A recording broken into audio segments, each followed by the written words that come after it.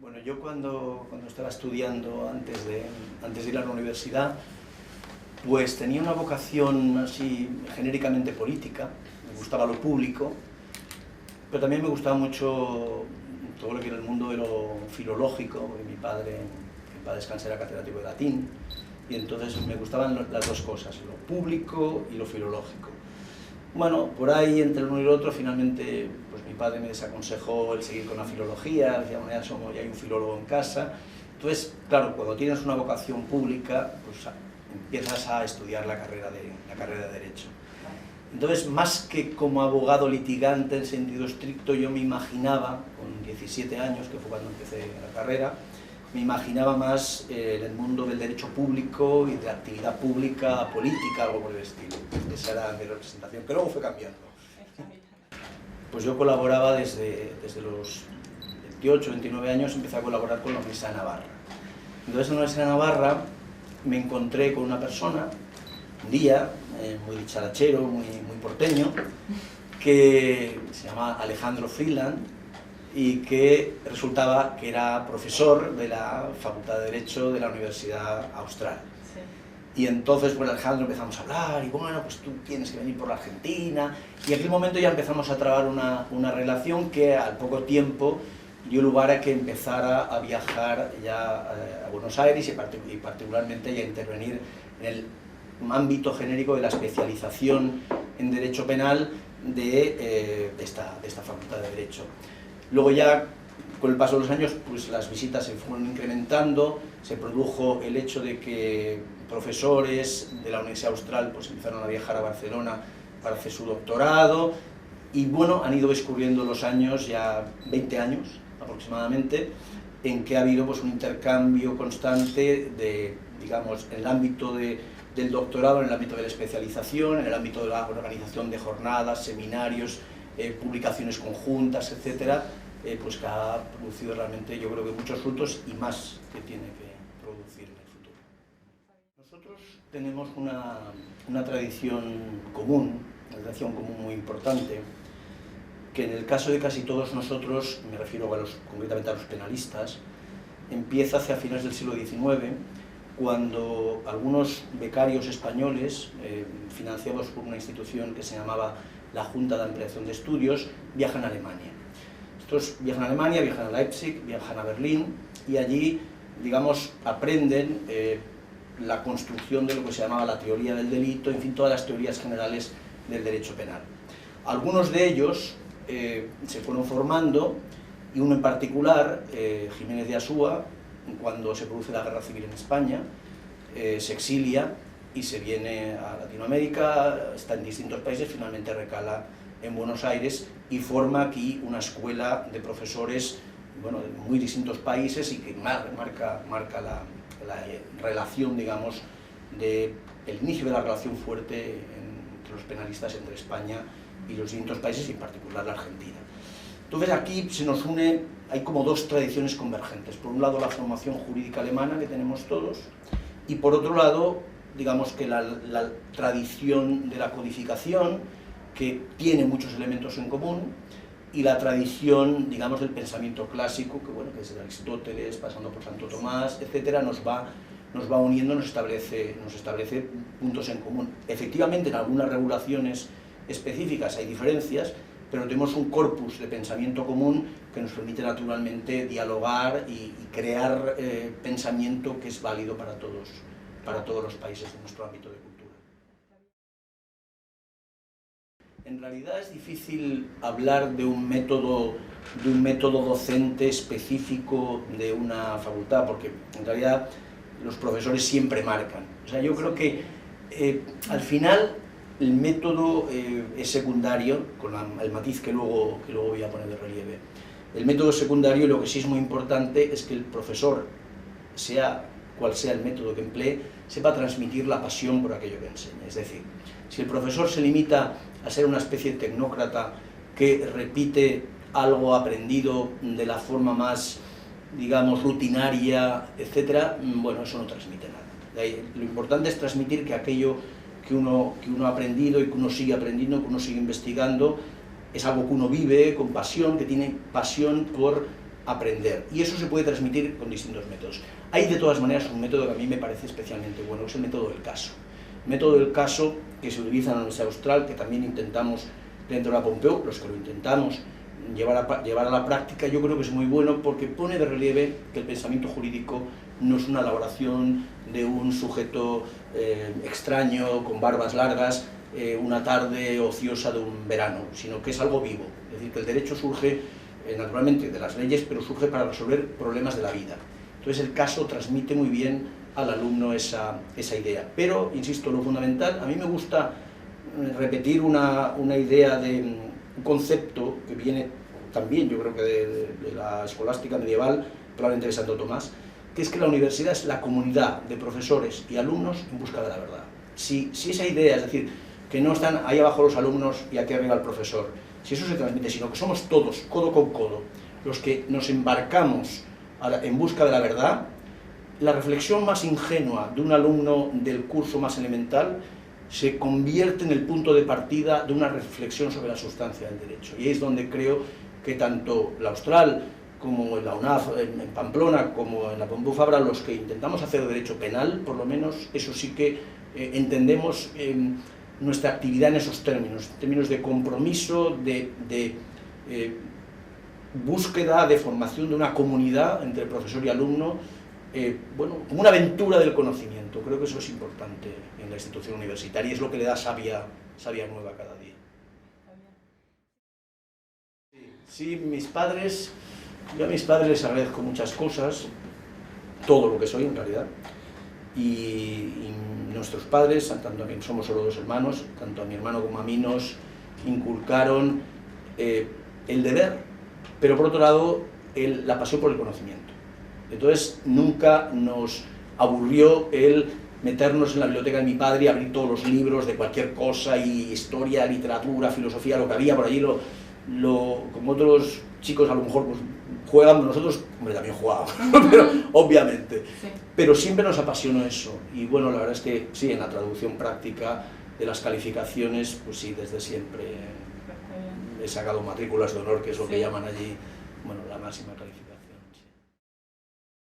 Bueno, aquí hay que decir que esto puede quedar un poco mal, pero que a mí el derecho me gusta mucho, con lo cual el derecho en parte también es hobby, claro. O sea que, pero de todas maneras esa dedicación siempre muy intensa al estudio, lo que nunca ha impedido lo que para mí es desde siempre también un ámbito muy fundamental, que es el tener un círculo de buenos amigos con los que compartir, con los que practicar, eventualmente, no he sido nunca muy deportista, pero practicar algún deporte, sí. Con los que escuchar música, sí he sido siempre muy aficionado a la música, y bueno, y salir y bailar y hacer las cosas que hace todo el mundo, pero en particular he sido una persona de jovencito siempre de búsqueda de espacios pequeños en los que hablar de todo con los amigos y de tertulia. Eso, claro. Me gusta la tertulia.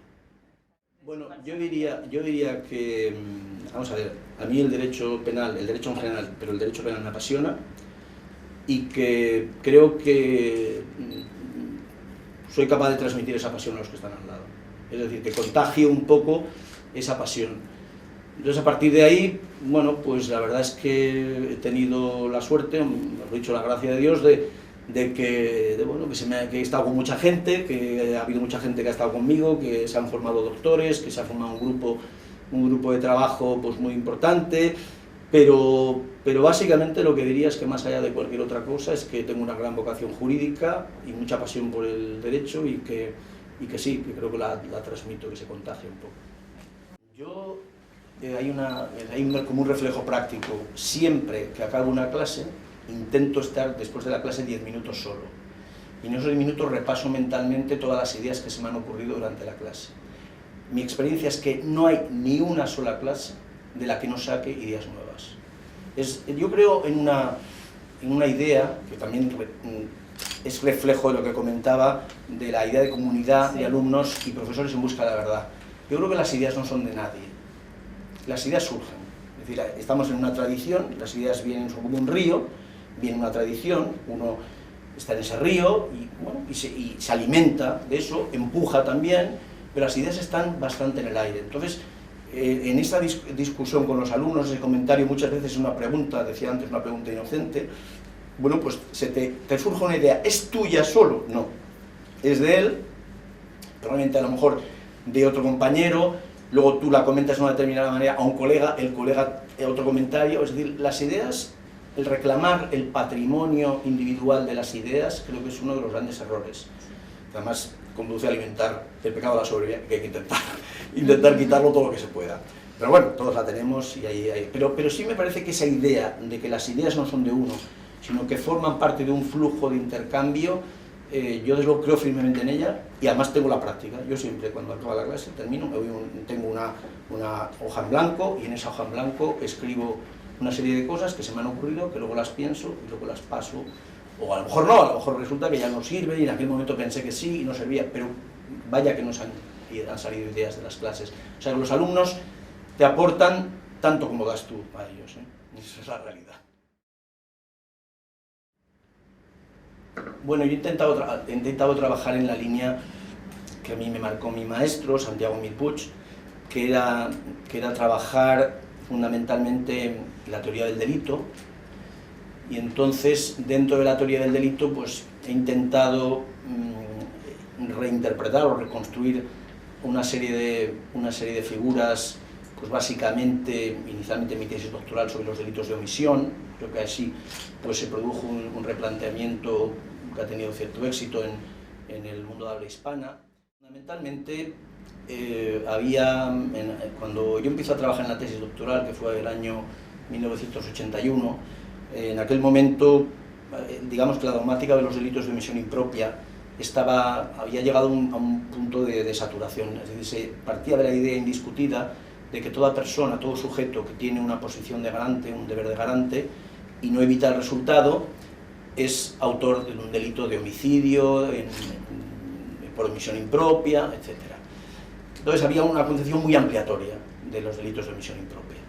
Mi esfuerzo, que seguía a otros, tampoco es que fuera yo el primero en hacerlo, pero mi esfuerzo fue intentar restringir y llegar a la conclusión de que posición de garante más no evitación del resultado no equivale a un homicidio, no evitación del resultado muerte, no equivale a un homicidio por omisión, no equivale a un homicidio en omisión impropia, sino que hay tres grandes clases de omisiones. Yo hablo de una tripartición. Sí. El delito de omisión idéntico a la comisión activa, es decir, aquellos casos donde hay una auténtica identidad estructural entre la omisión y la comisión activa, que exigen más que la posición de garantía, requieren otros elementos de identidad. La omisión de un garante, que es una omisión cualificada, con respecto a la omisión mínima, que es la infracción común de deberes de solidaridad, como puede ser la infracción del deber de socorro, sí, u otros deberes así genéricos. Entonces, bueno, sobre la base de esa tripartición pues, ha habido pues, mucho trabajo y he ido intentando depurarlo a lo largo de los años. Después, en otras instituciones de la teoría del delito, la teoría de las normas me ha interesado mucho, y a partir de la teoría de las normas, pues reinterpretar o distintas instituciones de la dogmática de la parte general, que ha sido fundamentalmente lo que me ha ocupado. Luego también he tratado de reconstruir la política criminal del Estado desde perspectivas bueno, de reducción de la violencia estatal en términos globales y también de la violencia social, una especie de minimalismo penal, más o menos. ¿Como acotar los márgenes? Sí, o sea, la idea es, mi impresión es que el derecho penal evita males, sí, pero sin embargo el derecho penal también causa males, porque el hecho de que haya gente que es juzgada, condenada e ingresa en prisión, eso también es un mal. Tenemos que intentar reducir la violencia social general, que es la violencia de los delitos, sí, y también la violencia de las reacciones informales, por ejemplo, que alguien se tome la justicia por su mano, tenemos que evitarlo, claro, el delito y el tomarse la justicia por su mano, para eso sirve el derecho penal, pero si el derecho penal puede evitar lo uno y lo otro, a su vez, siendo lo más limitado posible, es decir, reducir estratégicamente el daño del derecho penal, pues naturalmente es mucho mejor, porque la idea es el menor mal posible. Y entonces, ¿eso cómo se consigue? Pues yo creo que hay delitos en los que basta con la emisión de la condena, aunque la condena no llegue a ejecutarse, la declaración de tú eres culpable, tú has cometido el delito, aunque eso no se llegue a ejecutar, ya es suficiente como para dejar, digamos, tranquilizar la situación de crisis social que produce la comisión de un delito. Es decir, que hay que intentar minimizar, en la medida de lo posible, el recurso a la inflicción de daño, que es, en última instancia, el derecho penal, es el daño de la prisión y los efectos colaterales de la prisión. Entonces, es una idea, bueno, tratar de teorizar esto, llevando hasta sus últimas consecuencias una concepción expresiva del derecho penal. El derecho penal fundamentalmente como expresión de desaprobación, de desvalor ético-social, y no tanto como martillo de castigo. Esa sería la idea.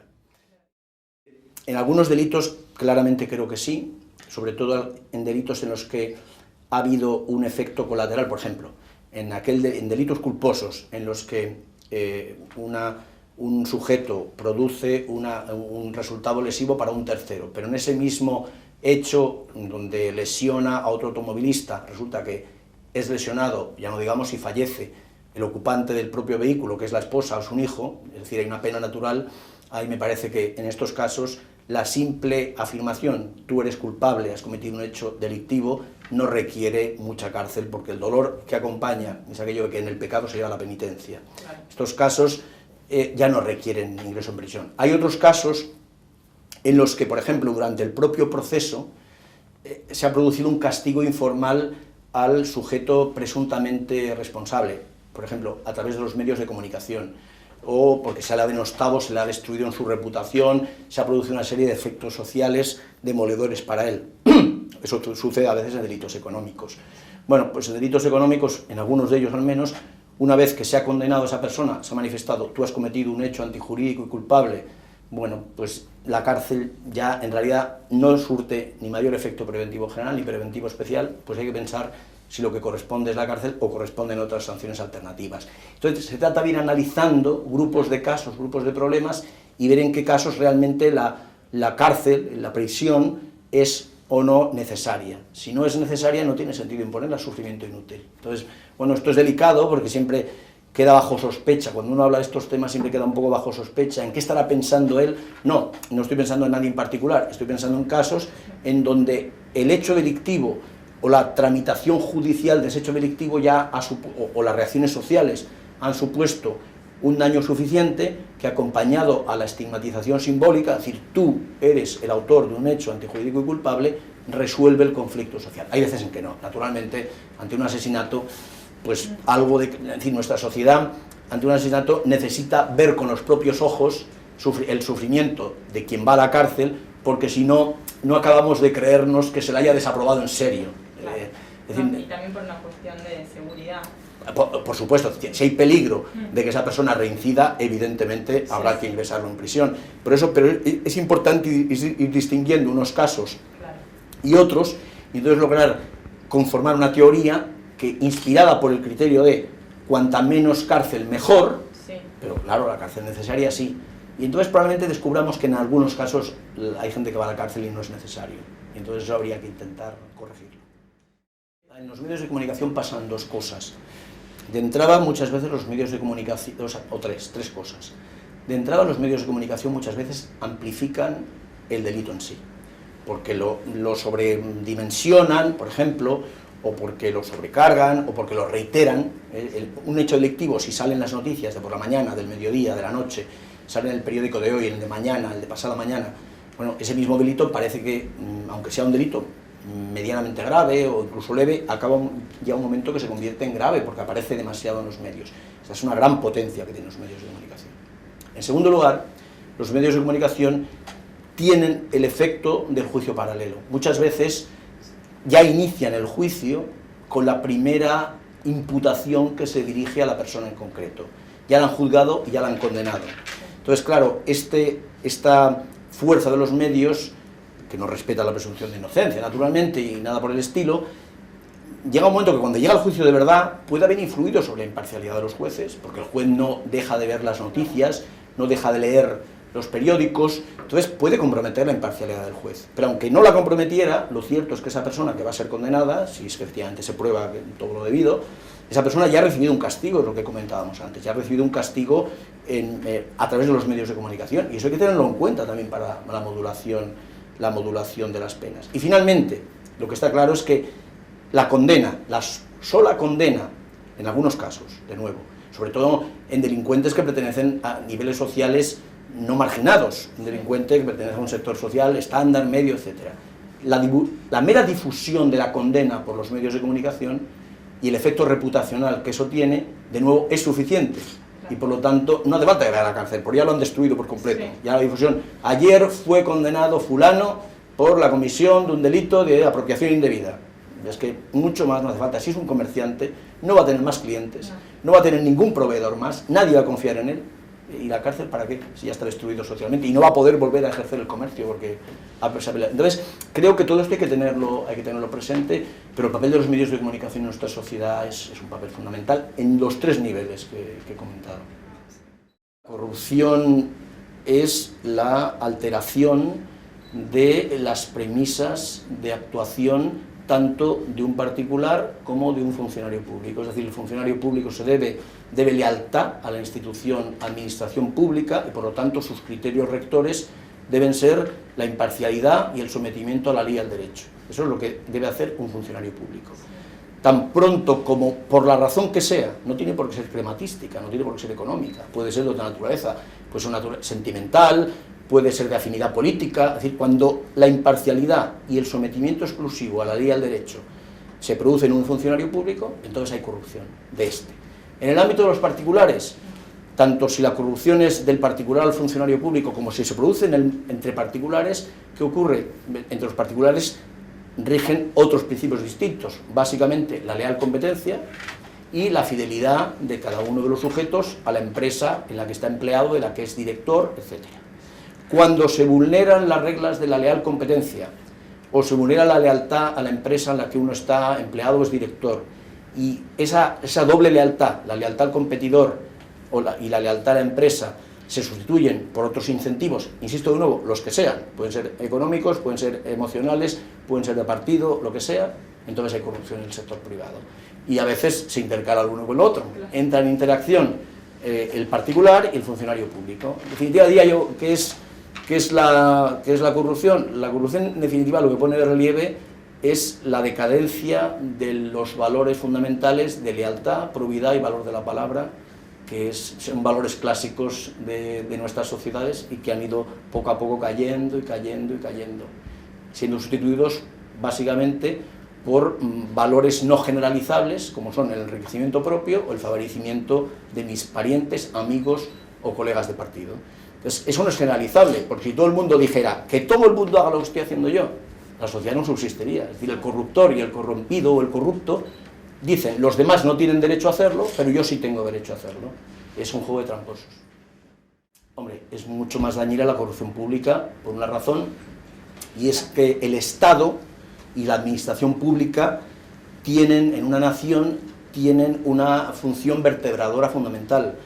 Si, más en concreto, la administración pública tiene que introducir en una política, digamos, mediatizada por la lucha de partidos, la administración pública tiene que suponer la columna vertebral que resiste a las contingencias de las peleas de partidos. Por lo tanto, si la administración pública, sea por corrupción económica o sea por corrupción política, es decir, por alteración del principio de imparcialidad y de sometimiento a la ley y al derecho, deja de cumplir esa función vertebradora, la sociedad se cae, no hay solución, el país se hunde. Claro, la corrupción de particulares afecta fundamentalmente al subsector de la economía, que también es muy importante, porque si la economía privada, quiero decir, no la economía participada a través de instituciones del Estado, que al final es corrupción pública. También es muy importante que la economía, para funcionar bien, siga más o menos las reglas, no del mercado. Yo no soy un gran defensor del mercado solo, pero también las reglas del mercado. Es decir, con las correcciones de los abusos de la pura lógica del mercado, lo cierto es que el principio de leal competencia es un principio del mercado y que hay que respetar, y eso es grave. Pero sin duda lo que es peor es que se nos derrumbe la columna vertebral del Estado, que es la administración pública. Cuando se construyó la administración pública en Francia y en Alemania, en el siglo XIX, era resistente y se concebía como resistente frente a cualquier devenir. Daba igual el partido que cambiara, porque la administración pública era la misma. La administración pública británica, que tiene otras características, también tenía esa idea. Mire, los ministros pasan, los secretarios pasan, pero el funcionario siempre está ahí, y ve pasar ministros y ve pasar. Eso es clave, porque eso es Estado con mayúsculas, no Estado con minúsculas. De ahí que la corrupción pública sea tan grave. Es difícil saberlo porque la corrupción se ha convertido en una lacra mundial, esa es la realidad, en todos los países. La corrupción no se puede ubicar en un país determinado, incluso países tradicionalmente, digamos, que se creían bastante inmunes a la corrupción, que eran básicamente los países protestantes con una moral puritana muy marcada, decían nosotros somos inmunes a eso, pues han ido cayendo también. Hay corrupción, también hay corrupción en Alemania, también hay corrupción en Estados Unidos. Entonces es difícil saberlo. Yo creo que a mí me da la impresión, pero aquí me puedo equivocar porque esto es un análisis psicológico, sociológico, pero mi impresión es que tiene que ver con el desprestigio de la integridad y la conversión del dinero fundamentalmente en el único criterio de distinción entre las personas. Es decir, ya tanto tienes, tanto vales. La lógica del tanto tienes, tanto vales lleva a pensar al que ostenta una determinada responsabilidad, un determinado cargo, decir, bueno, ¿y yo qué puedo sacar de aquí? Cuando en lugar de pensar yo cómo voy a servir con honradez a los intereses generales, uno empieza a pensar, ¿y yo qué puedo sacar de aquí? No digo con grandes cosas, porque siempre se empieza por cosas pequeñas.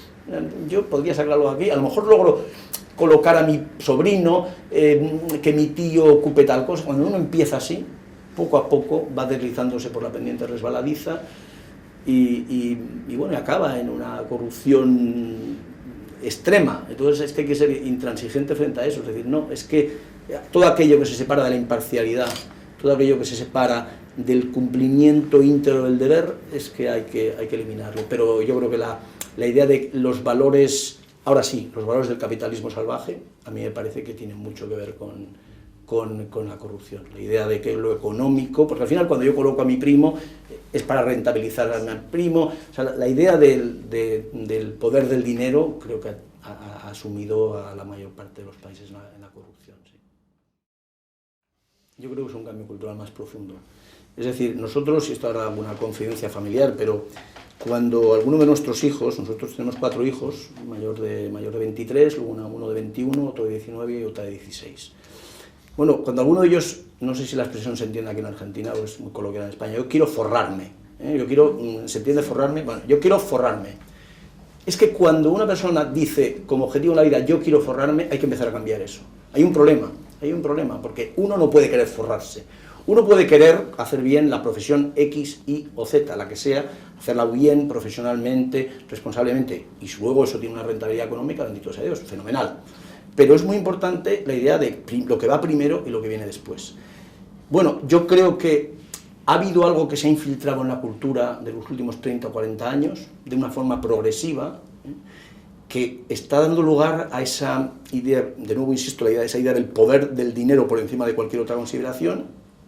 Y yo creo que de lo que se trata es de empezar en la escuela, en los colegios, a poner de relieve a los niños, a los chicos pequeños, poner de relieve que en la vida hay cosas muy por encima de eso que les transmite la televisión, de lo que les transmiten los medios de comunicación, y es que éxito, entre comillas, primero que felicidad igual a éxito, y éxito igual a dinero.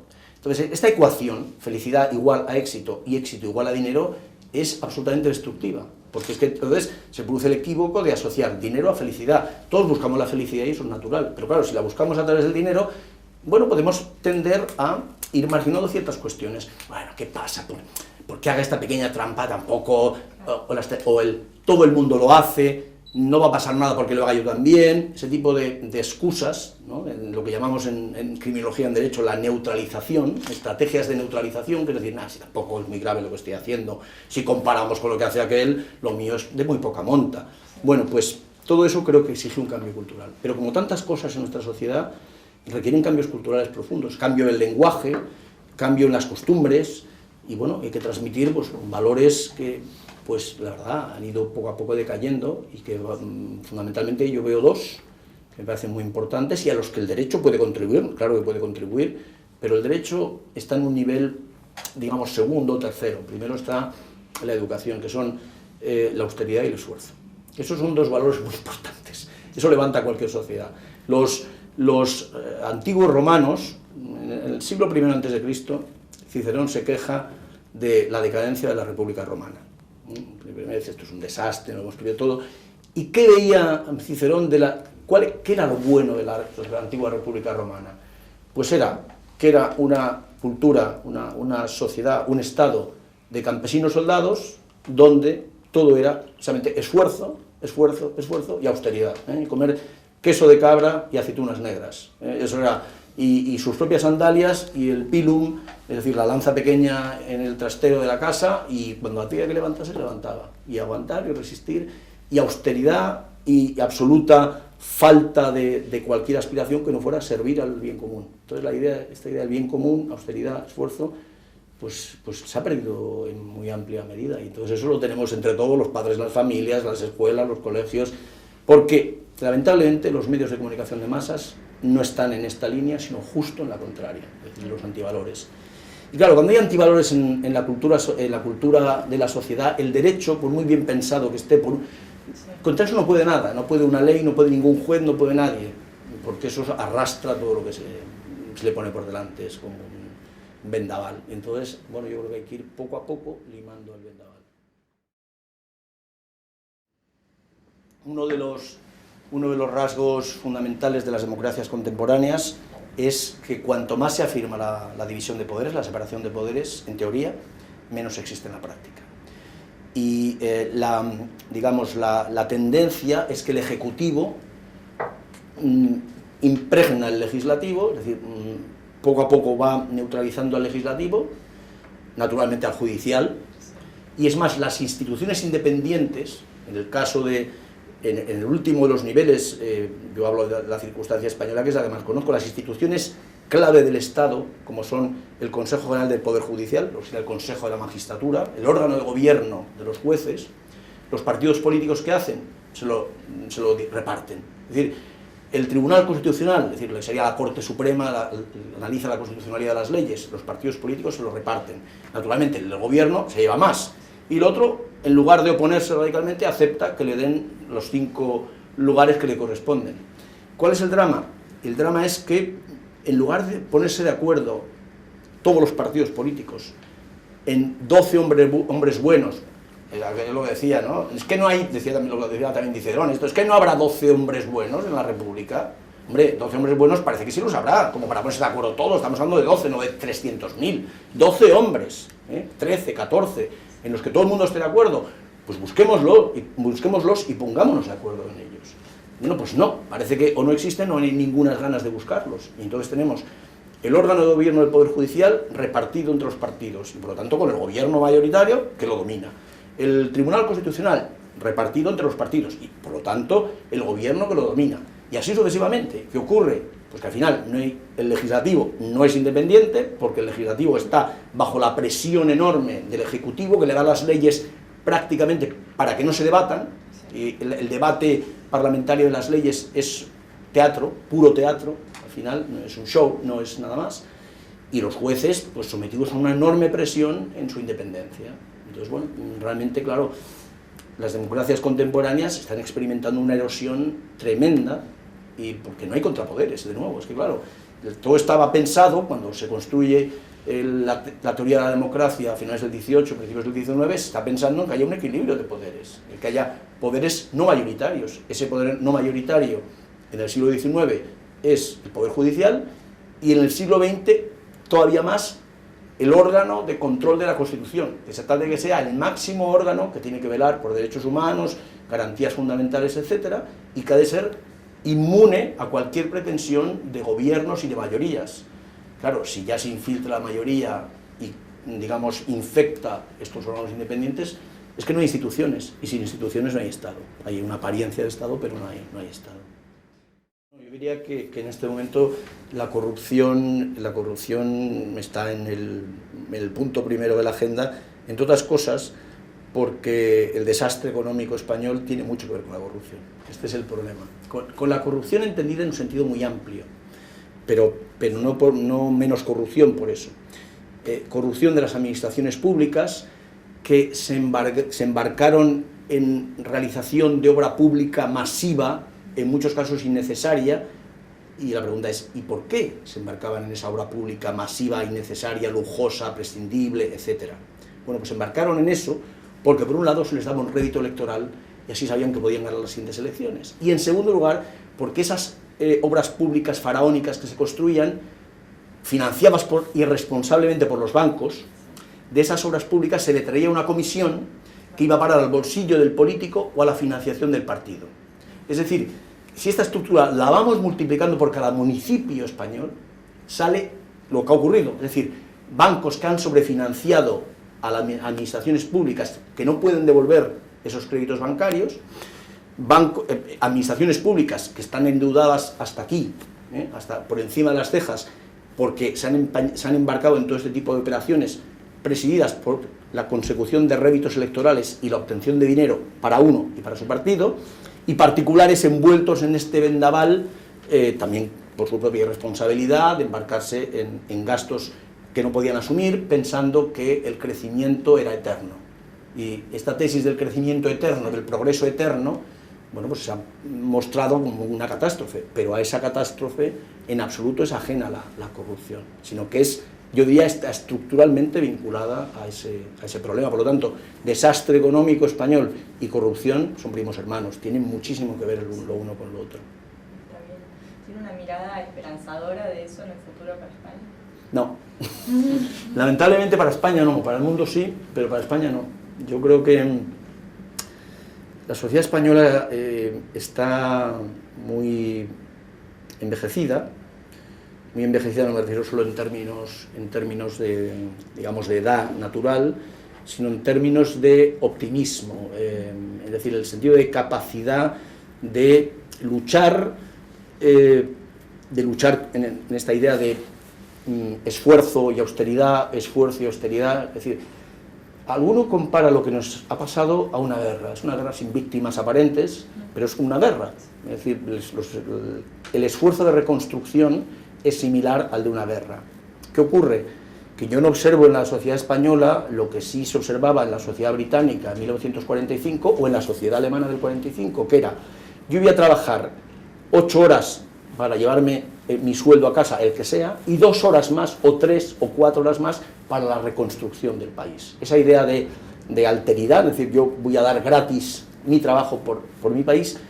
Yo, en la sociedad española, por el momento, Dios quiera que me equivoque, yo lo que observo en la sociedad española en este momento es esa decadencia de cultura, esa decadencia de valores, o sea, yo me los imagino, o sea, en mi visión, nos imagino, en general, pues como aquellos patricios y plebeyos romanos que estaban en sus triclinios, recostados, viendo que se acercaba la tormenta, que eran los godos, los bárbaros, y diciendo, bueno, disfrutemos de las últimas gotas del vaso de vino, de los últimos racimos de uvas que tenemos, porque al fin y al cabo vamos a perecer dentro de 1, 2, 3 años, vivamos, que la fiesta se acaba. Yo sigo viendo en este momento que se mira la crisis por parte de muchos todavía como algo que no le concierne, porque es verdad que al de al lado ya le ha tocado, pero a mí todavía no, y por lo tanto no me hagas pensar en lo que todavía no me ha llegado. Es evidente que te va a llegar también,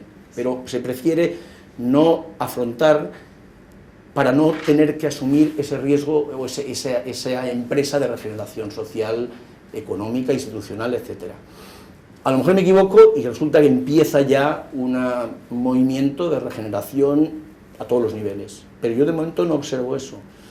Entonces, tengo que decir que no soy optimista, vamos, para España.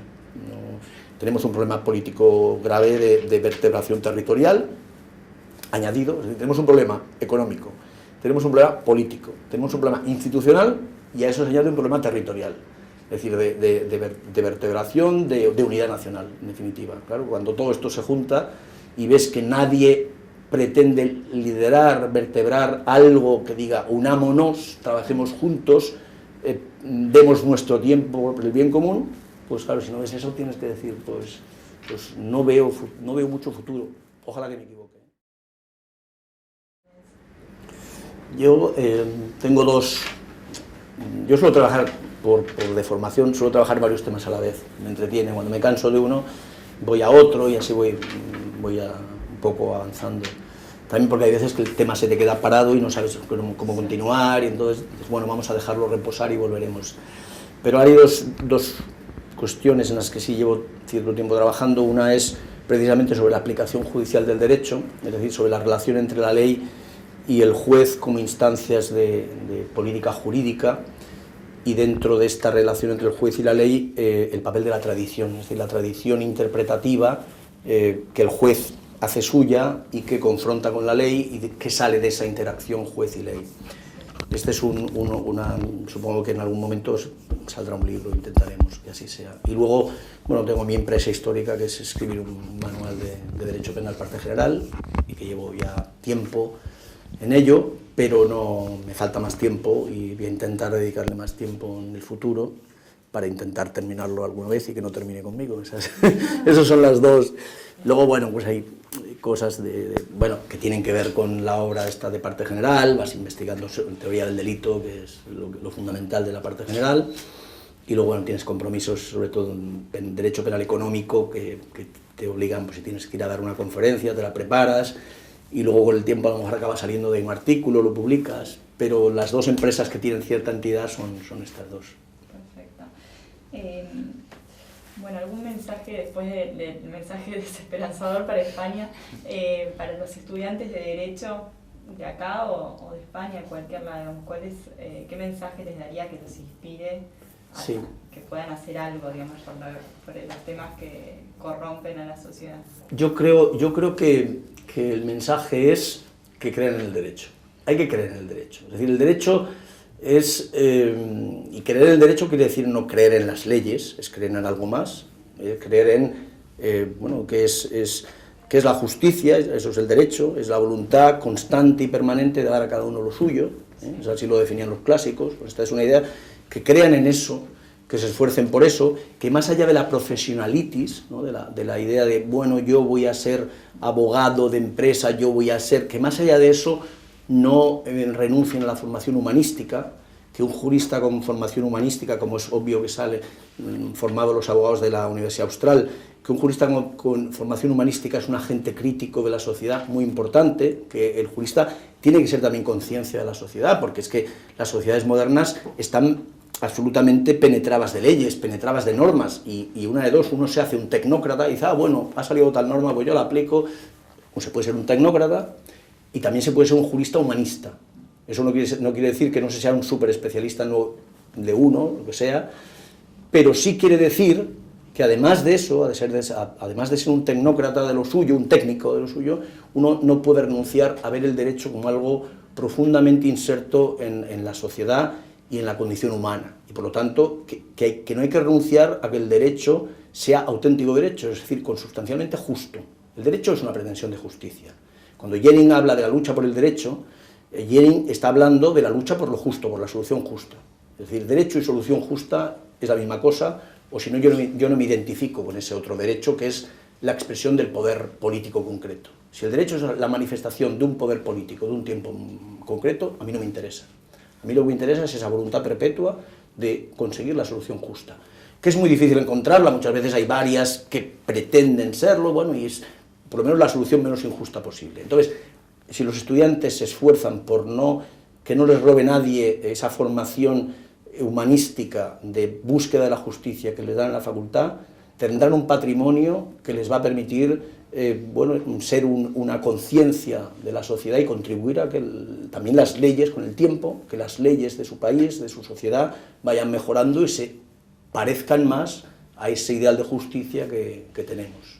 Y eso vale para todos los países, ¿eh? También para la España desesperanzada, es decir, yo creo mucho en la juventud. No sé si en la juventud que ahora tiene 22, 23, 24 años, o la que sea, pero sí creo en que la juventud, bueno, eso pasa siempre, la juventud es el factor de cambio. Es decir, si existe un empeño, si existe una voluntad asociativa de aunar fuerzas, la capacidad de la gente joven con esa energía que tiene, con esa fuerza, bueno, es total, o sea que se puede, no digo que yo en este momento no veo esa fuerza en España, me gustaría verla, pero jóvenes unidos con un ideal revolucionario de transformación de la sociedad, de hacer la sociedad verdaderamente justa, eso no hay quien lo pare, no hay gobierno que lo pare, pero hace falta no dejarse mermar, no dejarse seducir por los cantos de sirena del político de turno, que te va a decir, no, tú piensa en lo tuyo, olvídate de lo demás. Eso hay que luchar contra eso.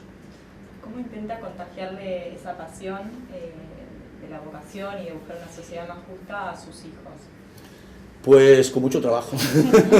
Ahí lo intentamos. Nosotros lo que hacemos es, claro, durante el día, ellos primero estaban en sus colegios, ahora ya solo la pequeña está en el colegio, los demás están en la universidad y dos de ellos, bueno, la mayor ya no está siquiera en la universidad, quiere ser juez, está preparándose para ser juez en Madrid, y el tercero está en Pamplona, pero tenemos a dos en casa, el segundo y la cuarta.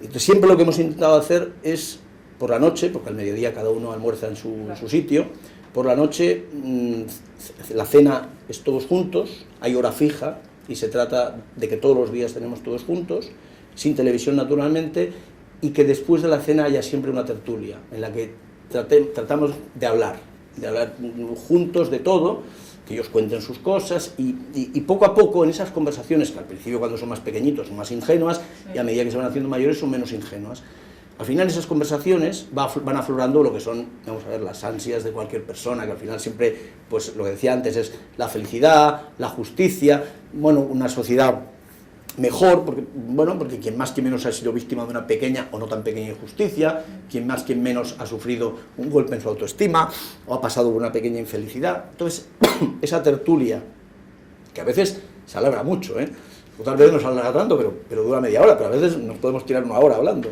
después de la cena.